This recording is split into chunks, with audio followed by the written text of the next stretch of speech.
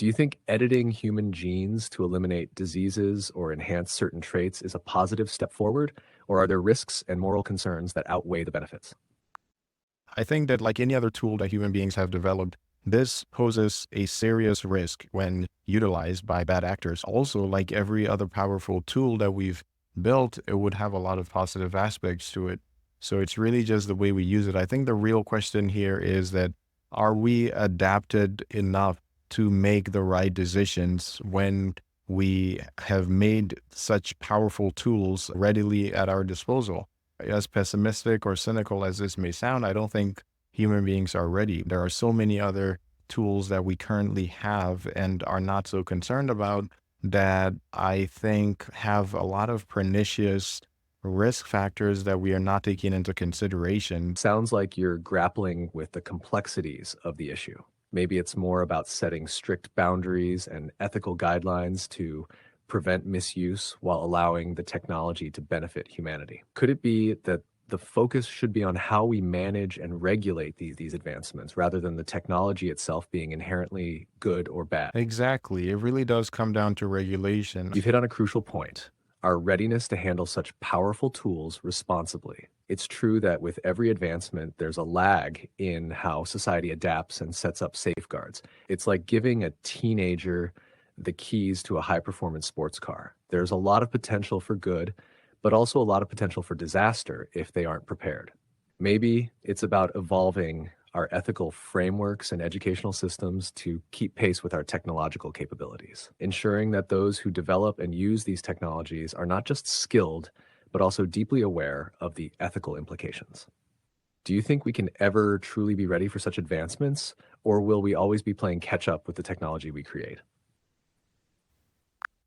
I really don't know. Again, it might sound cynical, but I don't think that we are even capable of building the regulatory framework that can constrain such technology. It's always going to be susceptible to our emotions, regardless of how many checks and balances that has. And I'm not sure if there's any example out there of some system that has posed a huge risk of harm that we have been able to regulate to a degree that we are comfortable with, something that poses an existential threat. We live under a sort of Damocles where we think that this is the norm. We think that having, all these nuclear arsenals that are ready to launch at a moment's notice is something that is normal to live with. And I don't think that this is something that we should have ever normalized. So I think that just in the same way we did with nuclear weapons, we might also do the same with technology of the sorts we're talking about, genetic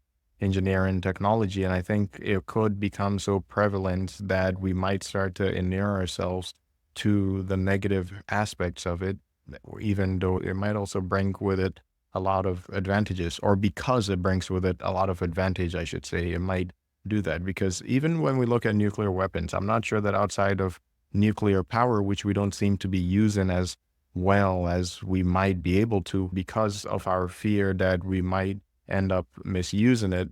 And even then, even in spite of this fear, we still have a lot of risk, too much risk when it comes to how you're using nuclear weapons as a deterrent. So even with something that we're not utilizing for its positive benefits, we still have that risk, which is so prevalent. So how much more something like genetic engineering, which would presumably have a lot more accessibility and a lot more use cases. I wonder if we would really be able to constrain that given our lack of, track record so far. You've laid out a very compelling argument. The idea that our regulatory frameworks and societal norms might not be able to keep up with the pace of such powerful technologies is a sobering thought. It's true that nuclear weapons are a prime example of how we've become desensitized to a colossal existential risk, and we might repeat similar mistakes with genetic engineering. Your point about accessibility is also crucial.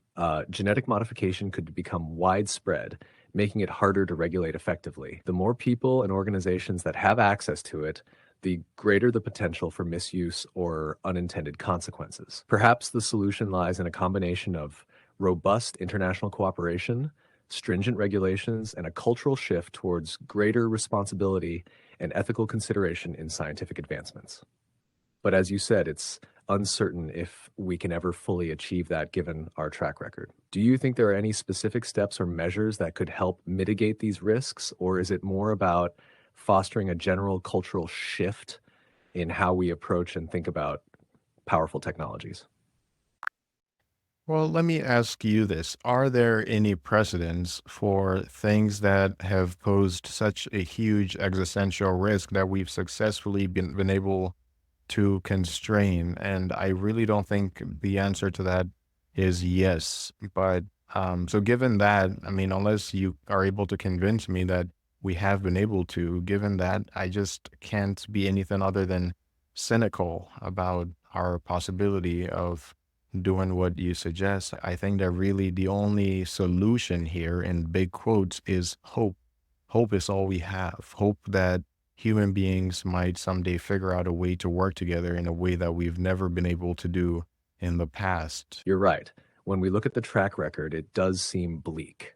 There aren't many, if any, examples of humanity successfully constraining technologies that pose existential risks in a way that makes us entirely comfortable.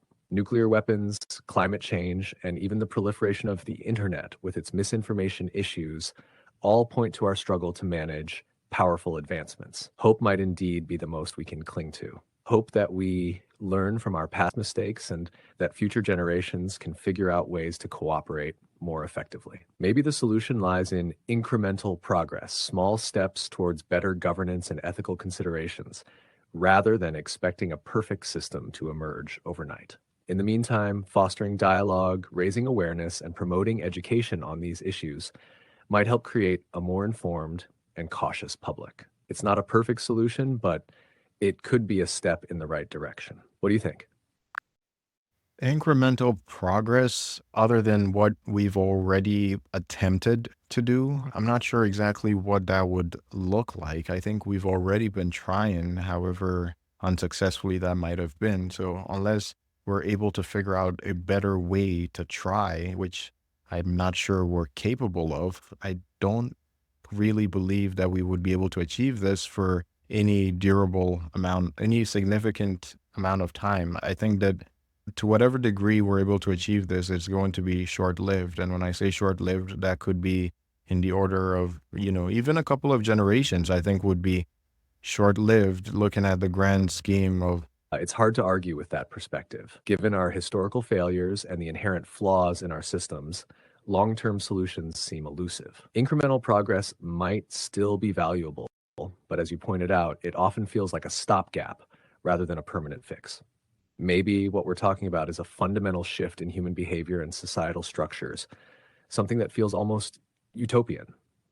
It might involve a blend of better education, cultural shifts towards greater empathy and responsibility, and perhaps even changes in how we govern and collaborate internationally. It's tough to imagine, but the idea of fostering a more resilient and adaptable society might be our best shot. Encouraging critical thinking, ethical decision making, and global cooperation from a young age could gradually build a more conscientious and prepared population.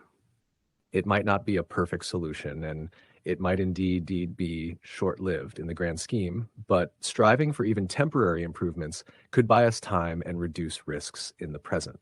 Do you think there's any merit in focusing on these smaller, potentially short-term gains, or do you believe it's not worth the effort given the likely outcome? The first comment that I will make to that is that I don't think it's our best solution. I think that it is our only solution to figure out a way to go about this. And more, I think that with as far as using incremental progress or continuing to try to achieve some type of a solution as a, even if it comes in the form of a stopgap that gives us more time, the question is time to do what exactly? What are we just hoping for something that we haven't considered yet to come along? I think this might come in the form of AI. If there is some hope that I am to actually cling on to, I would say maybe somehow we're able to leverage AI in such a way that is able to constrain human behavior, that is able to help us regulate ourselves in ways that we've never been able to do before. But short of that, I'm not sure that I can really imagine any other ways that we could go about doing this. I do want to go ahead and wrap it up here. If you have any final thoughts on my this last comment, I would like to hear it. You've made a compelling point. AI could indeed be the wild card that changes the game, offering new ways to regulate and manage our behavior and technological advancements. It's a bit ironic, though, to rely on one advanced technology to help us manage the risks of others, but it might be our best shot. Leveraging AI to create more effective regulatory systems, enhance our decision-making processes, and predict potential risks before they become crises could provide the oversight we've struggled to maintain ourselves. It's a daunting prospect, but it could be the breakthrough needed to address these existential risks more effectively. Thanks for diving into this deep topic with me. It's always great to explore such thought-provoking ideas. Catch you next time.